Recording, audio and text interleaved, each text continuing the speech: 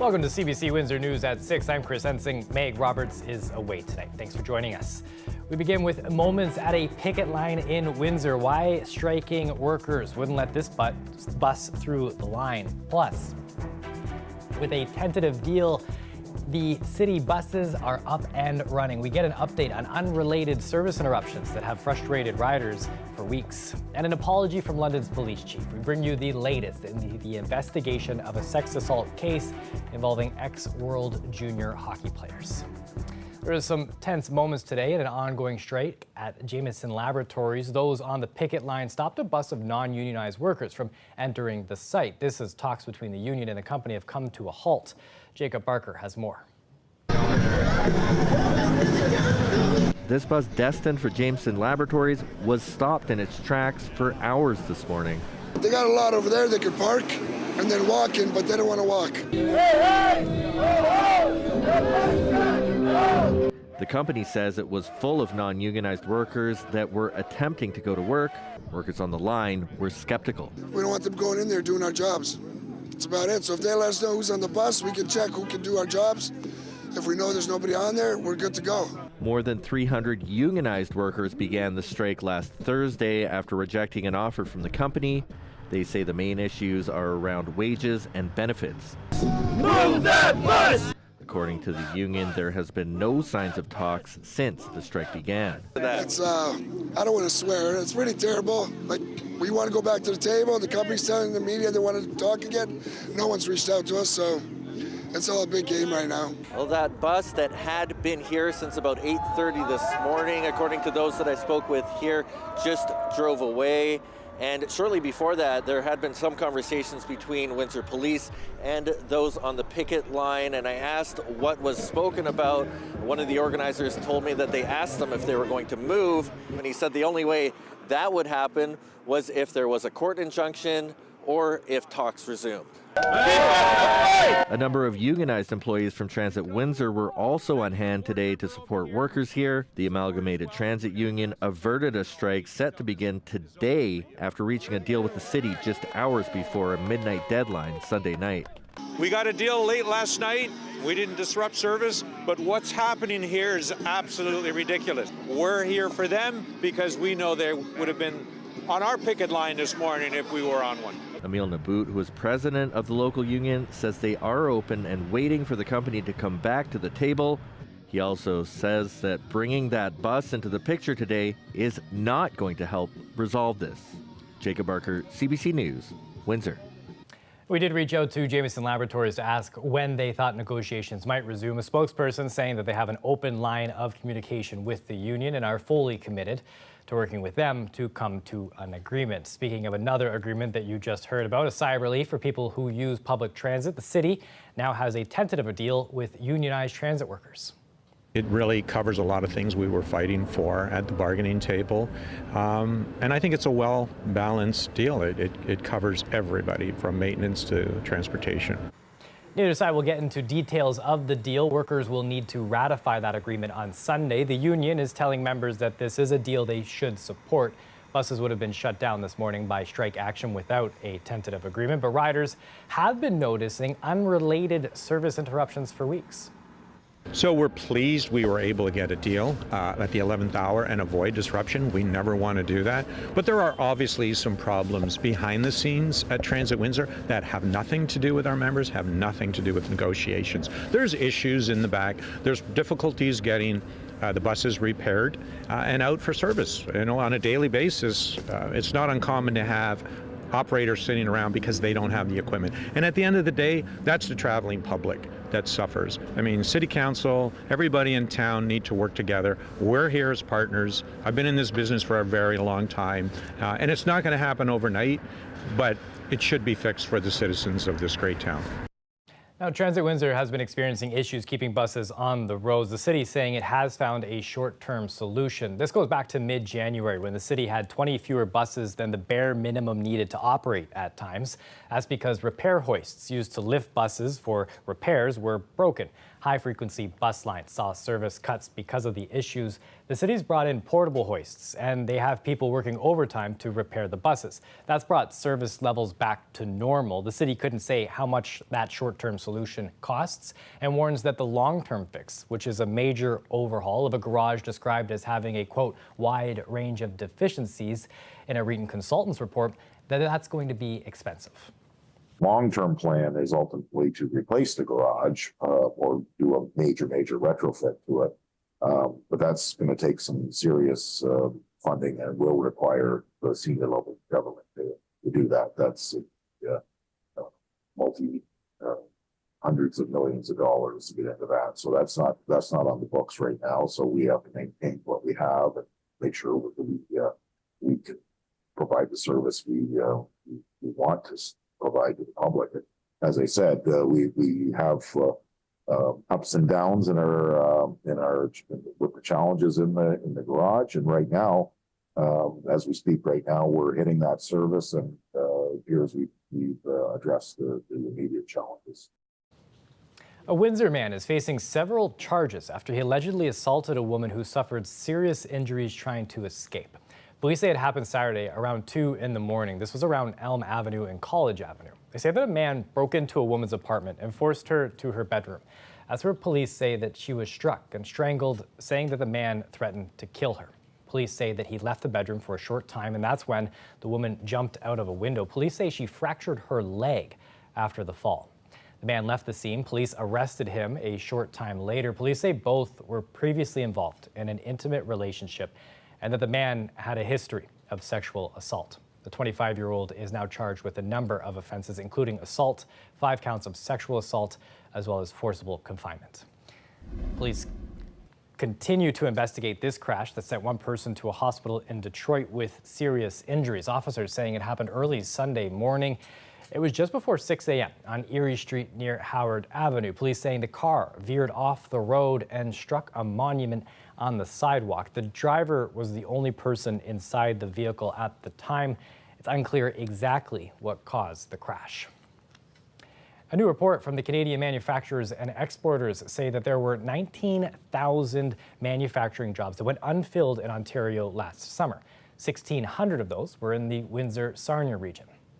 The president and CEO of the organization believes there are 2 factors contributing to the high vacancy count in the area: a lack of immigration during the pandemic, as well as an aging workforce with baby boomers retiring.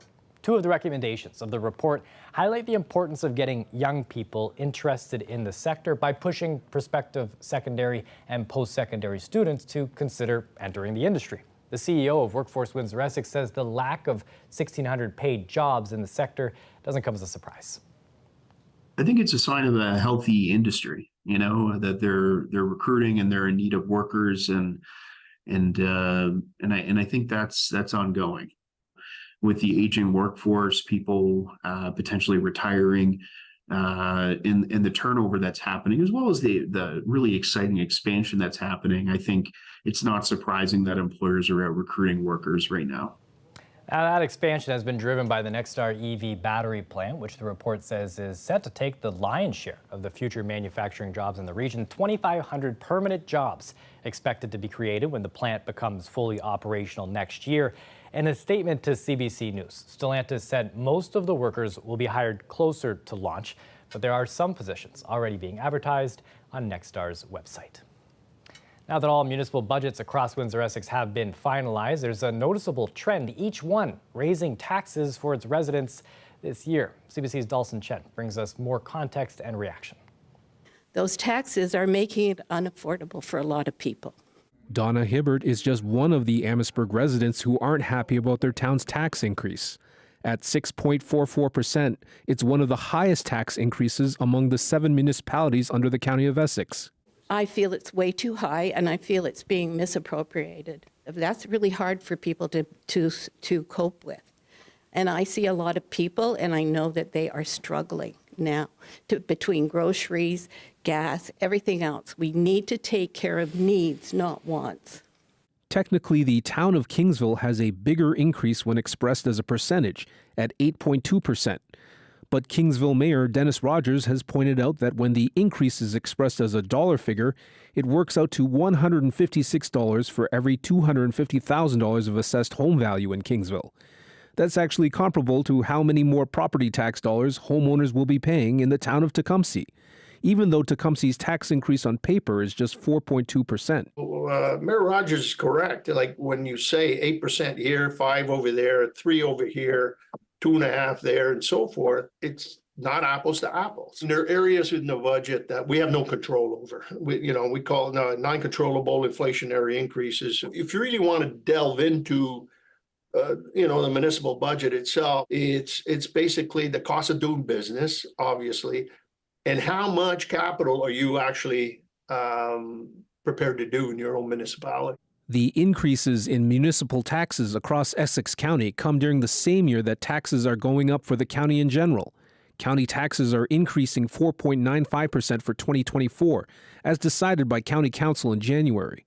The mayor of the town of Essex says she understands it's a double whammy for county residents, but improvements, such as hiring 16 more paramedics, come with a cost. A lot of people expect town halls to have 0% increases and to not ever raise the budget.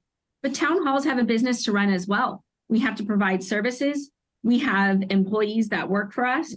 If we want to get roads done, if we want to retain employees, this is the cost of doing business. But such pleas for understanding might not placate residents of Amherstburg, where the tax increase is almost double Canada's inflation rate. It's the timing. This is not the financial time to be spending that kind of money. They're pulling money out of our reserves to do some projects that we can well live without. There are people hanging on by their fingernails today. I don't know what they're going to do when the tax bill comes through. It's insane. Dawson Chen, CBC News, Windsor. Police in London today apologized to the victim of an alleged sexual assault by hockey players in 2018. I want to extend, on behalf of the London Police Service, my sincerest apology to the victim, to her family, for the amount of time that it has taken to reach this point. The woman reported the alleged assault to police in June 2018. Police closed the case, but after a review, reopened it in 2022. The players skated for the Canadian team that competed at the 2018 World Junior Championship. 4 of them now play in the NHL. The other one plays in Switzerland. The players' lawyers appeared in court by video conference this morning. The case has been put over to the end of April. The Premier was asked today about a Supreme Court ruling last week that said his government doesn't have to disclose his mandate letters to Cabinet. It's good news, obviously. It was a unanimous decision, and we're listening to the courts, so we're happy. Now, on Friday, the Supreme Court ruled the mandate letters, which lay out the Premier's marching orders for their ministers, can be kept private. CBC Toronto first filed a Freedom of Information request for access to the letters in 2018. Ontario's former Information and Privacy Commissioner ordered the government to release the letters in 2019. The province lost a number of court appeals of that decision, and the case eventually landed in the nation's top court last April. Family doctors across Ontario are meeting tonight to discuss alternative career paths. The Ontario Union of Family Physicians says that it wants to draw attention to the crisis that family doctors are facing and to help prevent burnout. Talia Ricci has more on what challenges doctors say they're currently facing. You have a seat there, buddy? Doctors say while they believe everyone in Ontario deserves a family physician, the healthcare system just isn't currently set up to support that. And I don't see enough push to get the government to make changes. So I started the group to try and create that voice and advocacy. Dr. Ramsey Hijazi says around 1,800 doctors are part of the group he founded. They initially planned a mass movement of doctors to take a coordinated day off today, partly in response to what he calls the inaction of the province to respond to the crisis in primary care. Dr. Hijazi says it's not the number of family physicians that's the problem. It's that many are choosing not to practice or to leave general family medicine. We're small business owners, so we have expenses like rent and staff and et cetera. And the government currently pays 37% of historical rates to run our businesses. The second major issue is the Ontario College of Family Physicians did a study that showed the average family doctor spends over 19 hours a week on paperwork. That's often done on the evenings or on the weekends, and is unpaid work. So that's a half full-time job. The plan has since shifted to an evening meeting where physicians will have the chance to discuss alternative career paths that are more sustainable. In a statement, the Ontario Medical Association says it's aware of the meeting this evening and also of the significant challenges that family doctors are currently facing. It says fixing the crisis in family medicine is one of their top priorities. Our government needs to support primary care. That's the bottom line. We need family physicians. They're the backbone of our healthcare system. They're the scaffolding. Without them, everything collapses. Dr. Aaliyah Duramzi isn't part of the group that's meeting this evening, but says she's not surprised that physicians are feeling like they need to make their voices heard. What we know is that the population is expanding. Our population is aging. The needs of people on the healthcare system are only ballooning and expanding. But what's not expanding is the financial support for family physicians. In a statement, the Ministry of Health says it's adding thousands of physicians through its medical school expansion and launching the largest expansion of new interdisciplinary primary care teams, which will connect 98% of Ontarians to a primary care provider. The province says it's also currently in negotiations with the OMA to determine the physician services agreement. Dr. Hijazi says patients are their priority, but they're willing to take more action if they don't feel their concerns are being addressed. That may lead to more extreme measures and it may lead to us, taking a full day off in the future. I wouldn't rule that out. Talia Ricci, CBC News, Toronto. Buckingham Palace says King Charles has been diagnosed with cancer. The king was treated for an enlarged prostate last month. Today, the palace said he does not have prostate cancer, but another unspecific type of cancer.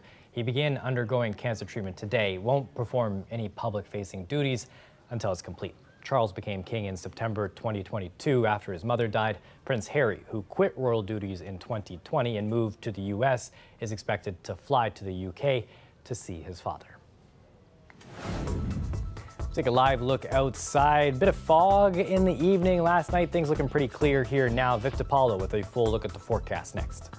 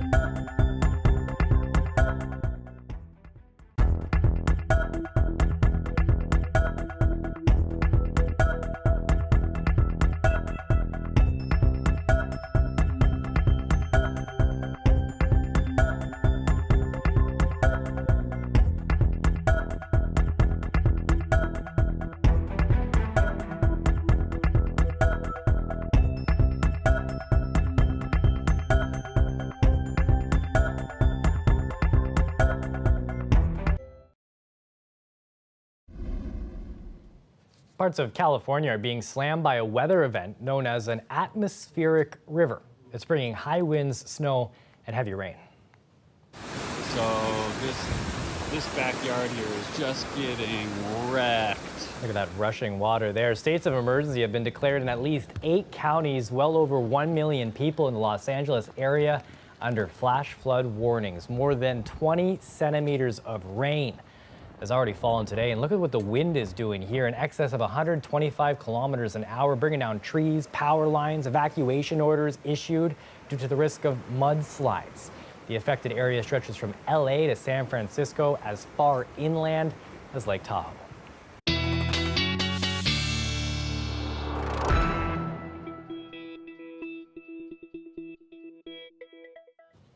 A lot more mild weather that we're dealing with here in southern Ontario. Victor Paula with a look at what's in the forecast.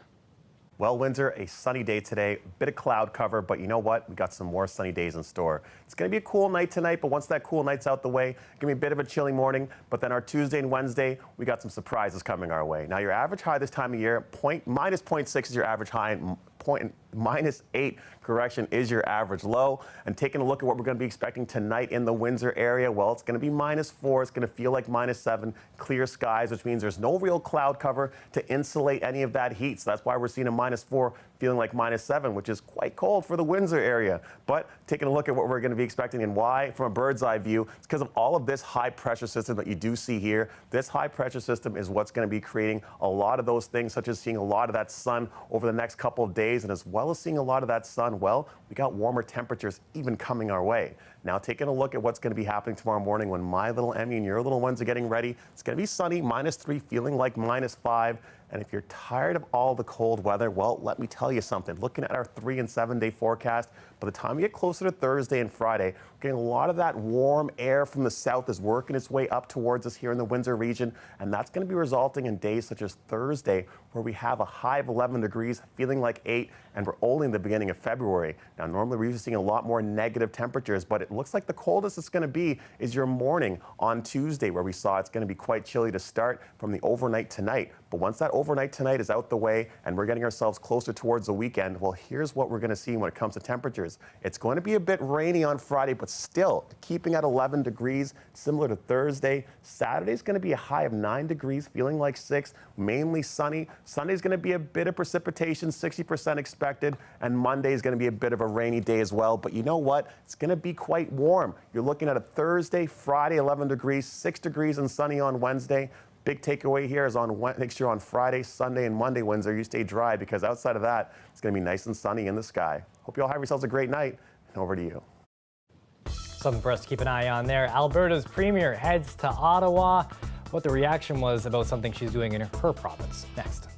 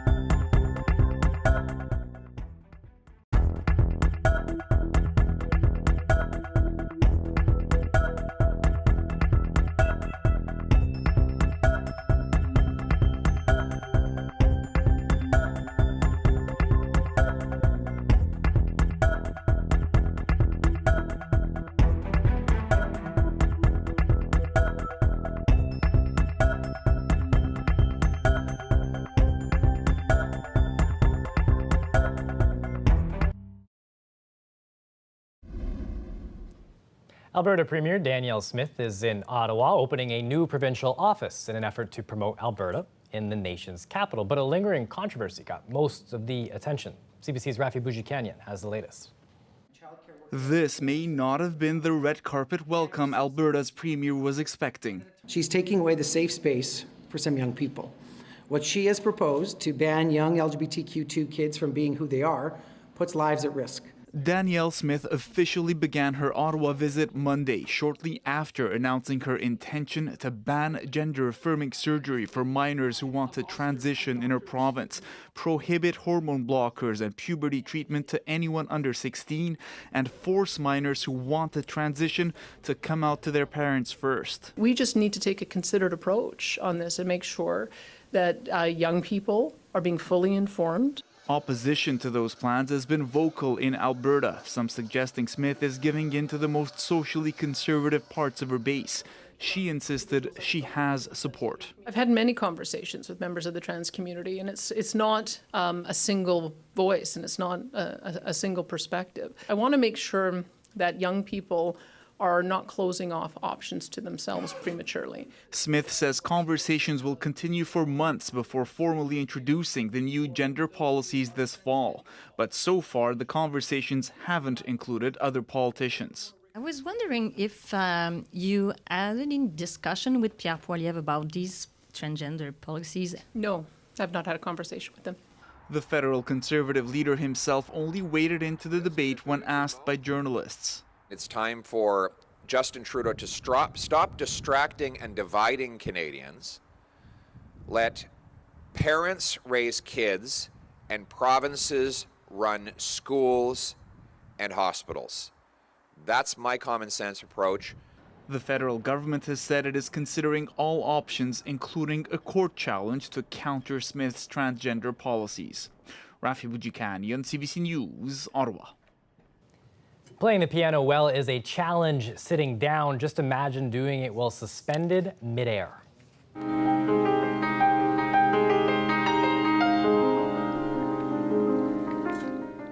That's composer Alain Roche and his grand piano hoisted into the air today. The Swiss musician gave an airborne performance of a piece called Winter Solstice. He plans to perform before sunrise every day until the summer solstice. This is all part of his so-called piano vertical project. What a wild display of artistic passion there. That is it for CBC Windsor News at 6. Don't forget, for news anytime, you can go to our website, cbc.ca/Windsor. You can also download the CBC News app for the stories that matter most to you. Turn on the alerts, and you'll be notified when those stories go up on our website. That is it for me. Meg Roberts should be back tomorrow. Before I go, happy birthday, Ed. That's my dad. Big day for him. Always excited to see a smile on his face. Hope you enjoyed the program, and have yourself a wonderful evening.